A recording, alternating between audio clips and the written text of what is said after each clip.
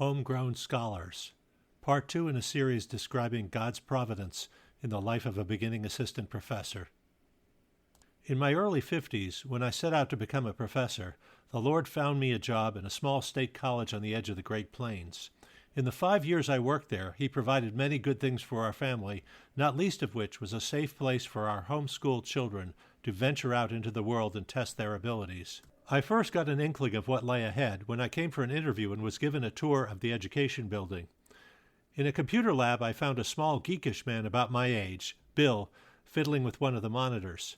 Thinking of my 13-year-old son, Nick, a computer fanatic, I asked if he ever hired young assistants. He gave me an encouraging grin. Later that summer, after we were settled in our new home, I brought Nick with me to campus. Bill's eyes widened. "So this is the new lab assistant." He asked if Nick could help install the new version of Dreamweaver. That was the last I heard from them till Bill went home for the night. There was plenty of work for Nick in the lab. The education students, teachers in training, were all pretty needy, but my colleague, incensed to discover a 13-year-old roaming the halls when he should be in school, reported him to the dean. Nick was sent home. His banishment didn't last long. A state program allowed high school students to take college classes for free. Homeschool students were eligible at age 14. In December, shortly after his birthday, Nick took an admissions test, signed up for courses, and got hired as a paid student worker starting in January. The computer beside Bill's became his private office. I could be sure of finding there pretty much whenever he wasn't in classes. The education students gave him all the work he could handle. Even the simplest instructions baffled them. In time, he got tired of repeating himself. By the grapevine, I'd heard that he'd issued a stern warning to our dean about clicking the wrong internet links after a virus infected her computer and he was sent up to purge it of male genitalia that had taken over the screen. Despite not having a high school diploma, Nick did pretty well as a college student, though there were a few disappointments. His very first class, computer science, was one of them. We bought the textbook well in advance, and Nick worked through 13 chapters on his own, including the exercises. He was crestfallen when it took the entire semester for the professor to get through just 2 of them. Other classes went better. He loved physics. A lab assignment, designing a model rocket ship and computing thrust, velocity, and trajectory, occupied many a dinner table discussion. He reported gleefully that his test run in a vacant college parking lot caused an explosion. He was pretty rough with the lab equipment and claimed to have broken not 1 but 2 oscilloscopes. That didn't stop my colleague, chair of the physics department, from offering him a grant-funded job checking and calibrating sensors and data collection instruments on the roof of the science building. Evidently, with practice, he got better in handling the equipment. Nick's new job with the physicists meant that the computer lab position fell vacant shortly before his sister Liz turned 14 and registered for her first classes. When she arrived on campus, her first stop was the lab. Bill hired her on the spot. Though not as interested in computers as Nick, Liz enjoyed the lab and stayed on several years. The education students liked her. She understood their frustration with technology and developed ways of explaining it that didn't make them feel ignorant. Bill liked her and had no problem with her spending her free time in the lab studying at one of the tables. She loved hearing students complain about their professors.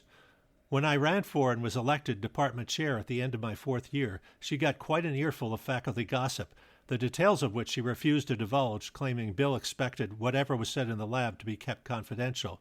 To this day, I have no idea what was said about me in her presence or by whom.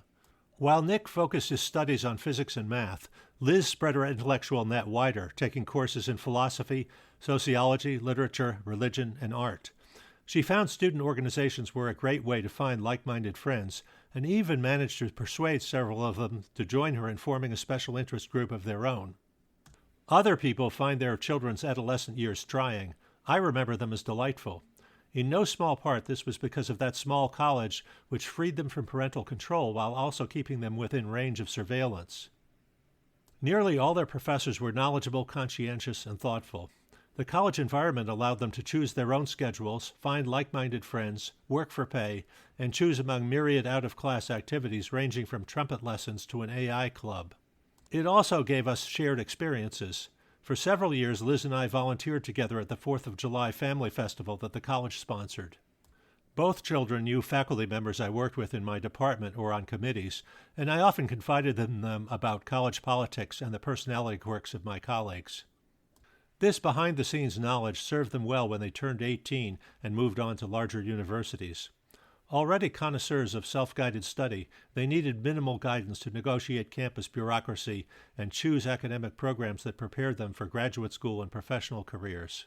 Nick got a graduate degree in math and parlayed his skill with computers into a career in computational linguistics, with jobs in Russia, Israel, and Germany.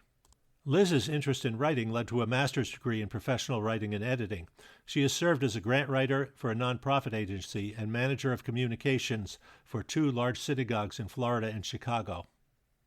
While working full-time, she and her husband have developed an online business, Zardy Plants, promoting vegan cooking and offering original recipes, cookbooks, and cooking demonstrations. For those who worry that homeschooled children lack social skills, don't bother. My children aren't especially gregarious, but they found plenty of like-minded friends in college in spite of the age gap. The main social effect of going to college instead of high school was that they were able to escape unwanted peer pressure and bullies. When I interviewed for a job on that campus, I was acutely aware of someone or something tipping the scales in my favor. It was the 5th interview in a 2-year-long job search. I was discouraged, but almost as soon as I landed in that small airport in the middle of nowhere, I was inundated with insights about what I needed to do to get this job. I hadn't experienced anything like that in the other interviews. I know now it was the Lord who tipped the scales at the interview. As time passes and I see more of His plan for my life, I understand better why He sent me those flashes of insight. Many good things followed from that interview, which I will describe in future posts.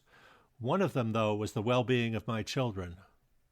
Only He could have seen into the future and known they would thrive on that small campus in a way they couldn't have at the larger universities I applied to.